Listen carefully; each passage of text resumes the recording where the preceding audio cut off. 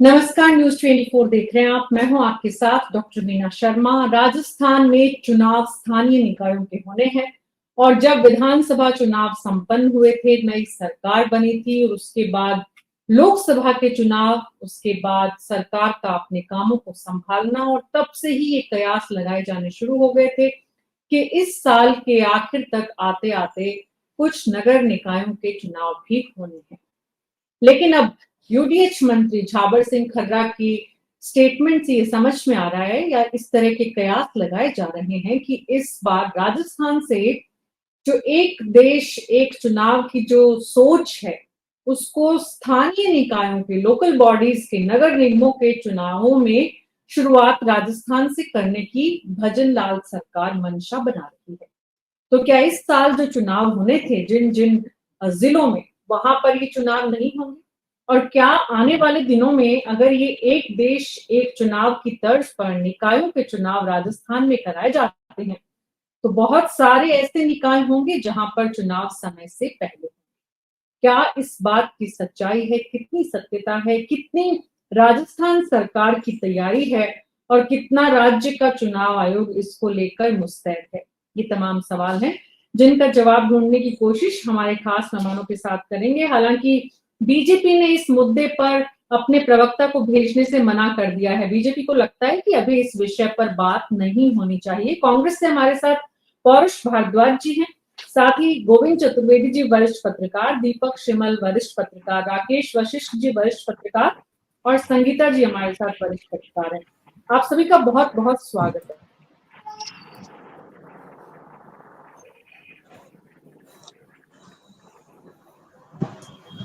पौरुष भारद्वाज जी, जरा बताइए, आपकी राजस्थान सरकार ऐसा करने में सफल होती है तो वाकई में प्रदेश के लिए और लोकल बॉडीज के लिए और आम आवाम के लिए क्या ये एक अच्छा प्रयास हो सकता है, होना चाहिए? सरकार की मंशा क्या समझ में आ रही है? विपक्ष को क्या लगता है? देखिए मीना जी, मैं इस बात को कहना चाहूंगा कि जब से ये सरकार बनी है तब से सरकार के, चाहे संगठन के लोग हो या सरकार में बैठे लोग हो, उनके अनेकों विषयों पर ऐसे बयान आते रहे कि जिनका बाद में धरातल पर कहीं पर भी किसी भी प्रकार का कोई इम्प्लीमेंट नजर नहीं आया।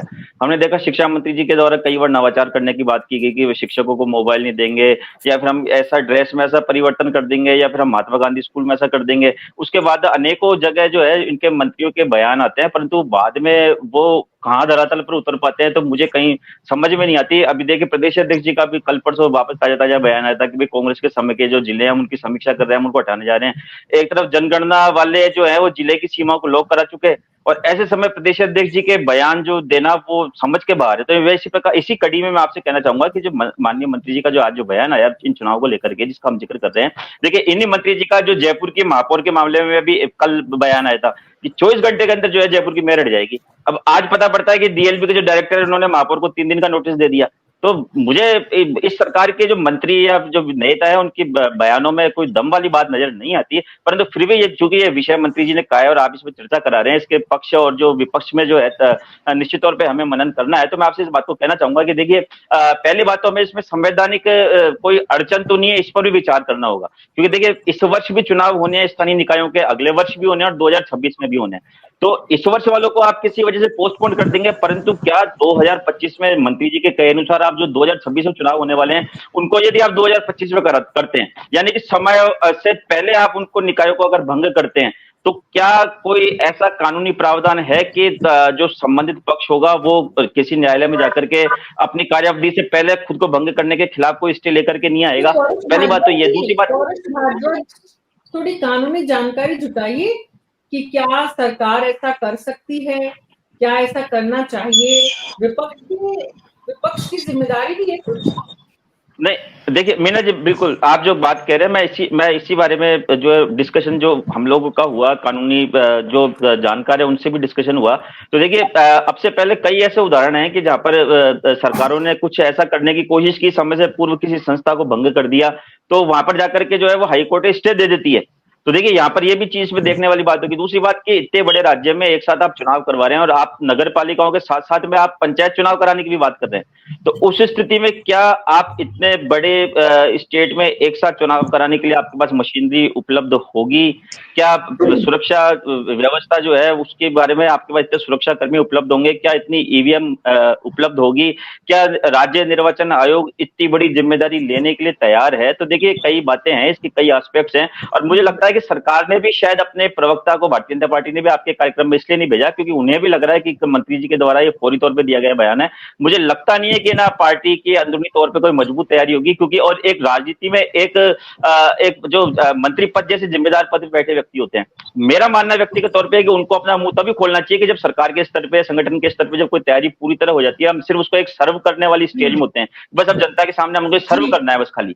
तो उसके बाद जाकर के जी। मंत्री जी को अपना मुंह खोलना चाहिए। परंतु जिस तो प्रकार से भारतीय जनता पार्टी ने अपने पौरुष जी, आप आज कमिटमेंट कर रहे हैं, कांग्रेस पार्टी कभी भी किसी भी विषय पे प्रवक्ता भेजने से मना ही नहीं करेगी।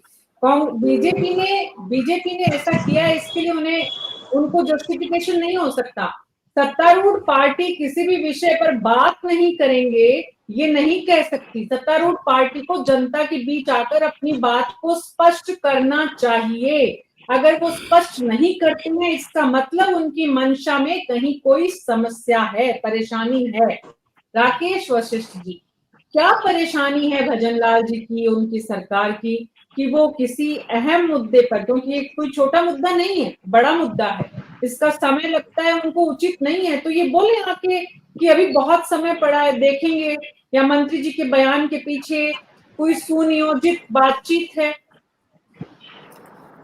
देखिए बीना जी, ये जो एकल चुनाव को लेकर के जो बात सामने आ रही है, आज जो स्टेटमेंट आया है, ये कोई नई नहीं है। सरकार ने विधानसभा में भी इस बात की घोषणा की थी कि हमारा इरादा अगले पंचायत चुनाव और लोकल सेल्फ के चुनाव को एक साथ कराने का है। कारण ये कि इसमें बार बार आपके आचार संहिता लगती है, काम प्रभावित होता है, पूरी राज्य सरकार की मशीनरी बार बार डिस्टर्ब होती है, पूरा काम, धन का व्यय भी ज्यादा होता है। इसका उद्देश्य अब उन लोगों को थोड़ा अजीब ही होने लगता है, थोड़ा सा एक साथ होने का, कि सन 1967 तक जो चुनाव हुए थे पार्लियामेंट और विधानसभा के, वो सारे एक साथ ही होते थे। वो तो कांग्रेस का जिस तरीके से इंदिरा गांधी के द्वारा किया गया, उसके बाद जो अलग अलग होने लगे, इसलिए हमको लगता है कि एक साथ कैसे हो सकते हैं, बिल्कुल हो सकते हैं, कोई दिक्कत नहीं, क्योंकि दोनों की जो प्रक्रिया है ना, वो थोड़ी भिन्न है। आपका जैसा पंच का चुनाव है, पंच का चुनाव कभी ईवीएम से नहीं होता। पंच का चुनाव तो पोस्टल बैलेट से ही होता है, पंचायत से, क्योंकि उसमें एक दिन का ही तो टाइम मिलता है। आप आज आपने नामांकन किया, कल आपका चुनाव है, तो उसमें ईवीएम से तो हो नहीं सकता। पोस्टल बैलेट से भी बहुत हाथ से लेके जाते हैं पंचायतों को चुनाव, पंचों के चुनाव को लेकर के। नहीं, पंचायत समिति और जिला परिषद सदस्यों के उससे होते हैं, मशीन से होते हैं चुनाव। मैं उसकी नहीं कह रहा, मैंने आपने सुना नहीं, मैंने कहा केवल पंचों के चुनाव की, और पंचों हाँ, की पंच संख्या के बहुत चुनाव। है। हाँ, और पंचों की चुनाव, जी पंचों की बहुत तय संख्या होती है, मैं इसके इसमें नहीं चाहता। लेकिन अब आपको ध्यान हो मीना जी, मैं 2 दिन पहले भी मैंने इस बात को इंगित किया था कि शायद सरकार का इरादा ऐसा है कि अपन के जयपुर हेरिटेज नगर निगम के संबंध कर रहे थे कि जो 2024 के जो चुनाव हैं, जो होने हैं, उनको शायद वो स्थगित करेगी और इसमें एडमिनिस्ट्रेटर बैठाएगी। अब इनको तीन तरह के चुनाव आ रहे हैं आपके 2024 के नवंबर दिसंबर में, आपका अगस्त में, आपका 2025 में, और जनवरी में 2026 में। अब इनको तो करना ही है कि 2026, अब इन्होंने एक और कह दिया कि एक शहर और एक स्वायत्त शासी संस्था, मतलब जयपुर, जोधपुर और कोटा में जो दो इन्होंने बनाई है इकाइयां, उनको एकीकृत करके दोबारा एक ही नगर निगम के रूप में करेंगे। उसके लिए भी इनको टाइम चाहिए, क्योंकि वार्डों का पुनर्गठन होगा, और वार्डों के पुनर्गठन के लिए टाइम होना चाहिए था।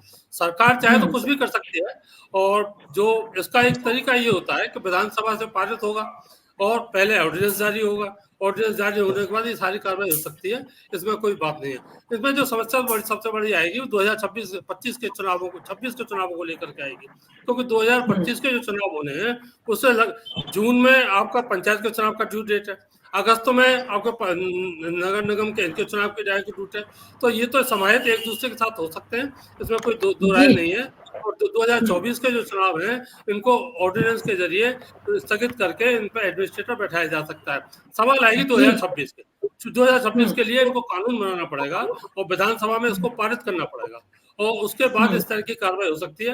काम सरकार की अगर इच्छा शक्ति है तो बिल्कुल सारे काम कर सकती है, मगर साथ उनकी इच्छा शक्ति हो लगता है क्योंकि ये इनका एक शुरू से ही एजेंडा रहा है और इस एजेंडे में शुरू से सरकार कहती रही है, इसलिए कुछ लगता नहीं कि इसमें कोई गफलत होगी या कोई बात होगी। ज्यादा परेशानी नहीं आएगी। सरकार की मंशा लगभग साफ दिख रही है। अगर सरकार की मंशा साफ है तो संगीता जी क्या लगता है आपको कि सत्तारूढ़ दल इस विषय पर बातचीत करने से क्यों बचता है? आके स्पष्टता से अपनी बात क्यों नहीं रखता? विधानसभा के उपचुनाव में कोई परेशानी आ सकती है इसको लेकर, किस तरह की कोई चिंता है? गोविंद जी आपका स्वागत है। संगीता जी। हाँ मीना जी, मगर ये जिस तरह से ये बात जैसे आपने भी पहले बताया कि ये बात पहले भी चल रही थी, कई बार पहले भी आ चुका है कि एक साथ प्रदेश में चुनाव कराए जाएंगे, पंचायत और सारे निकायों के चुनाव एक साथ कराए जाएंगे। मगर अब जैसे खरा साहब ने ये बात उठाई है, कल बताया जिस तरह से कि भी एक साथ चुनाव होंगे, जो 26 में होने वाले और जो अभी होने वाले हैं, अभी इस बार होने वाले थे नगर निगम और इनके जो चुनाव वो सब साथ होंगे। मगर इसके बारे में पूरी ठोस कोई बात उनको प्लानिंग पूरी भी क्या चल रही है? ठीक है होंगे, ये बयान पहले भी आया, मगर कैसे होंगे इसके लिए अभी क्या चल रहा है, यानी सरकार स्तर पे क्या तैयारियां चल रही है, ये पूरा उन्होंने बात नहीं की है। इससे जैसे कि भारद्वाज साहब ने कहा, तो एक बात ये भी होता है कि मंत्री और जो नेता है बीजेपी नेता एक और बयान देते हैं तो बदल जाते हैं। जैसे कि अभी जिलों को लेकर उन्होंने जो बयान था मदन राठौड़ का, पहले उन्होंने बयान दिया कि खत्म हो रहे और फिर नहीं हो रहे। तो इस तरह से जो बातें उठती है उसके बीच में इस तरह के जो आती है बात ठोस, ये तो प्लानिंग पहले से है, तो ये तैयारी चल रही है, तो उसकी तैयारी के बारे में उनको विस्तृत बताना चाहिए था कि भाई ये चीज किस स्तर पे इसकी तैयारी चल रही है। जैसे कि वार्डों का सीमांकन हो रहा है तो कब से शुरू हो रहा है, सीमांकन का काम कब से शुरू, पूरी विस्तृत उनको पूरी तैयारी हो जाती, उसके बाद ये सारी चीजें आती तो थोड़ा ज्यादा ठीक था। तो मुझे लगता है कि उपचुनाव या उसको लेकर कोई उनकी कहीं कोई पेचीदगी होगी, तो इसलिए शायद उन्होंने पूरा इसका बयान देने से प्रवक्ता को नहीं भेजा होगा, तो ये कोई उनकी मजबूरी रही होगी, ये बात है। जी, तो एक तो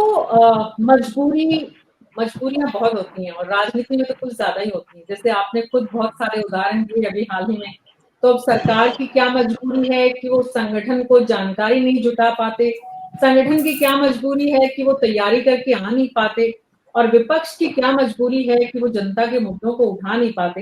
ये तो एक लंबी चर्चा का विषय है गोविंद चतुर्वेदी जी, लेकिन अभी तो विषय ये है कि स्थानीय निकायों की जो सरकारें हैं उनकी जो जिम्मेदारी और उनको जिस मकसद से बनाया गया था, जब से हमने इस पर पहले भी चर्चा की है, स्थानीय निकायों को बनाने का मकसद उतना पूरा नहीं हो पाया जितना होना चाहिए था, और उसमें राजनीति ऊपर के विधायकों की और जो राज्य सरकार है उसकी राजनीति हावी रहती है, ये भी हम अक्सर देखते हैं। लेकिन अभी एक तरफ मंत्री का कहना कि इस विषय में एक देश एक चुनाव वाली जो सोच है उसकी शुरुआत तो कहीं से तो होनी चाहिए, कहीं से तो होगी। अगर भारत की सरकार ऐसा सोचती है, अगर सत्तारूढ़ दल जो बीजेपी केंद्र में और राज्य में है उनका ये विचार है, इस विचार को एग्जीक्यूट करते हैं, तो राजस्थान के स्थानीय निकायों के लिए ये विचार कैसा, कितना सही है, कितना उचित मानते हैं?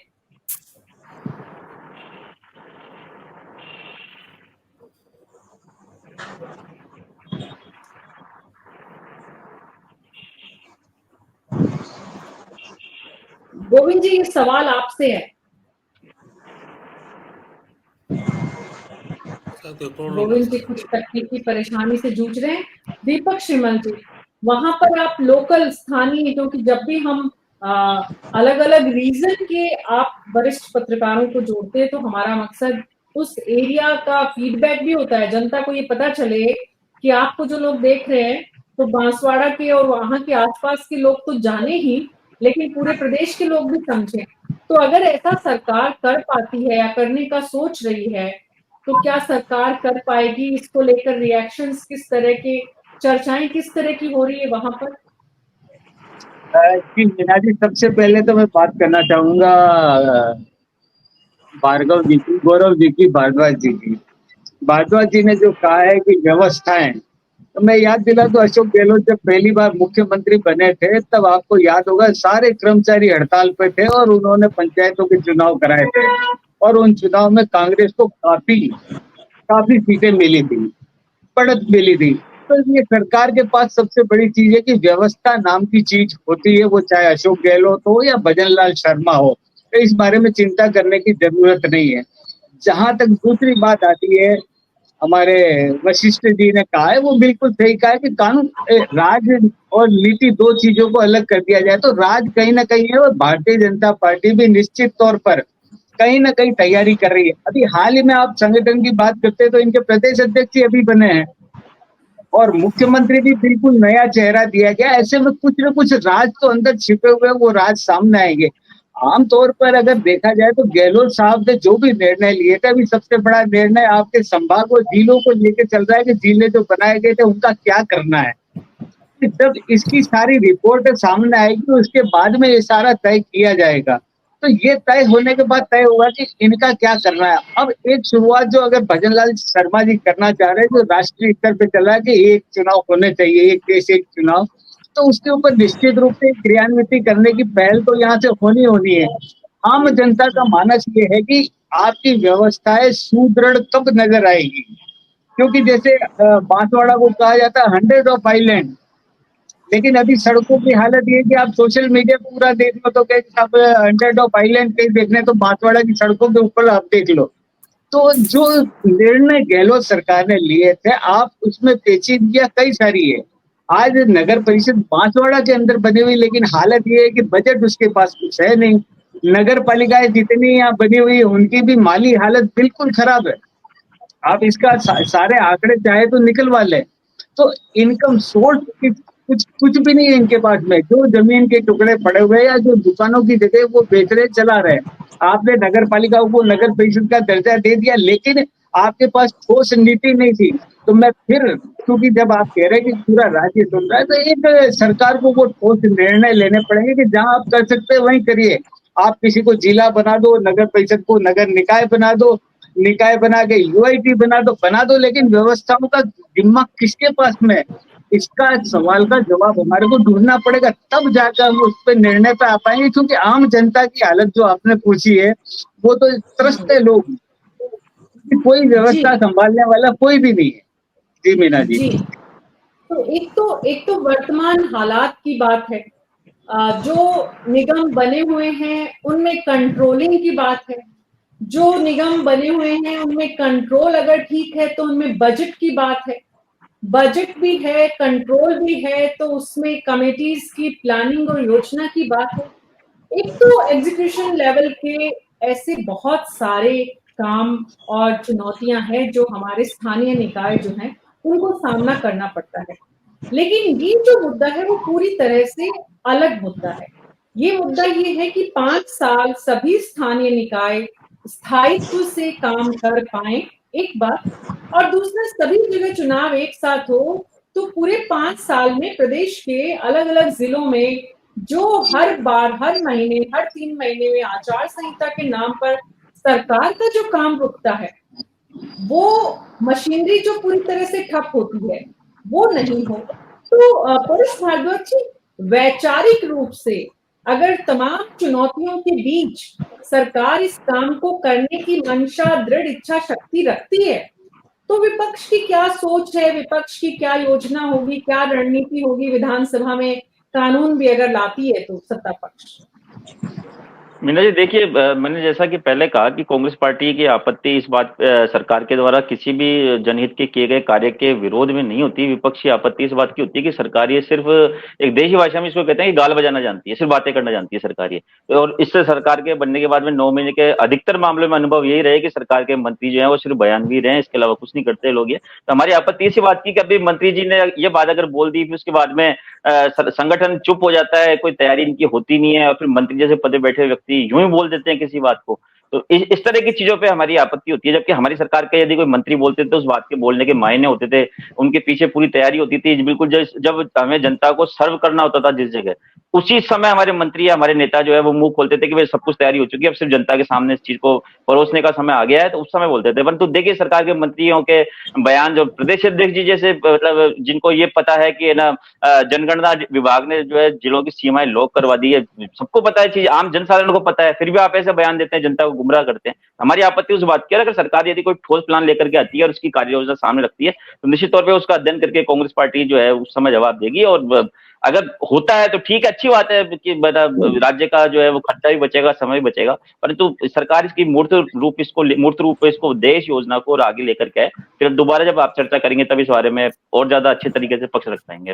अभी स्पष्टता नहीं है। अभी आपके यहाँ भी बहुत सारी परेशानियां चल रही हैं, गहलोत जी दिल्ली जाएंगे, क्या होगा, कौन सा बड़ा पद मिल रहा है, और भी बहुत सारी चीजें हैं, तो आप सोचेंगे अभी कि क्या करना है। राकेश वशिष्ठ जी, एक तो बात है कि सरकार की इच्छा शक्ति, दूसरी बात है सरकार का एजेंडा, तीसरी बात है उसका एग्जीक्यूशन जब करने जाएगी सरकार, तो क्योंकि इस वक्त की सरकार के सामने बहुत सारी चुनौतियां हैं, तो सरकार को कितना मजबूती से इस काम पर लगना पड़ेगा जिससे कि इसे कर दिखाएं। बिकॉज अगर ये होता है तो आई एम श्योर कि बहुत बड़ा वर्ग, बड़े स्टेक होल्डर्स, बड़ा सेक्टर ऐसा है जो इस बात से सहमत होगा या जिसको लगता है कि ऐसा होना चाहिए।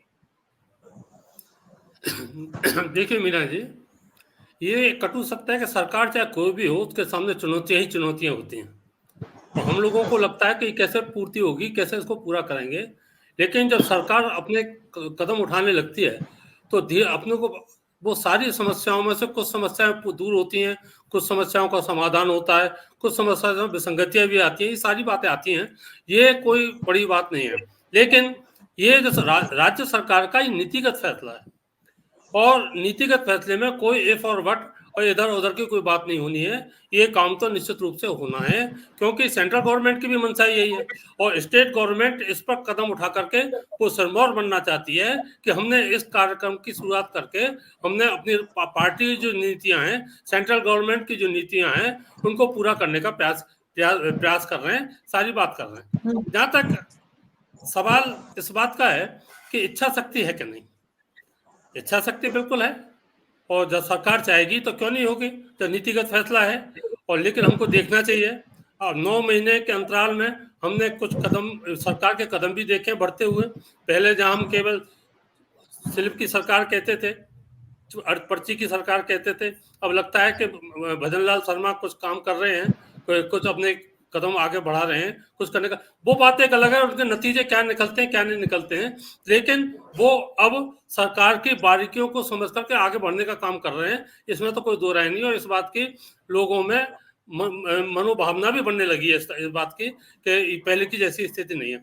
इसलिए होता है तो बहुत अच्छा है, क्योंकि आप ये देखें कि इन चुनावों के दौरान में पैसे की बात नहीं है, सरकार का काम है पैसा खर्च करना, कर देती है, लेकिन जो व्यवस्थाएं फैलती हैं सारी, कानून व्यवस्था, पुलिस उसमें लगती है सारी, आपके ये कर्मचारी सारे इसमें लग जाते हैं इस कार्य करने के लिए। एक बार जो भी होना 15-20 दिन 25 दिन में जो चुनाव की पूरी प्रक्रिया होनी है वो हो जाए, तो कम से कम स्मूथली तो आगे का काम चले, और आगे विधानसभा के उस चर्चा तक है। नहीं तो अब तो हर साल कोई ना कोई चुनाव है, तो आपको 2026 तक नगर निगम के चुनाव, नगर परिषदों के चुनाव भी चलते रहेंगे।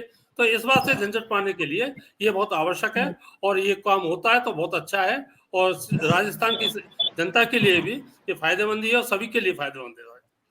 जी संगीता जी, जब ये पूरा का पूरा प्रकरण जो है ये फायदे का सौदा है राजस्थान की जनता के लिए भी, राजस्थान की सरकार के लिए भी, तो फिर आपत्ति किसको हो सकती है, पहली बात।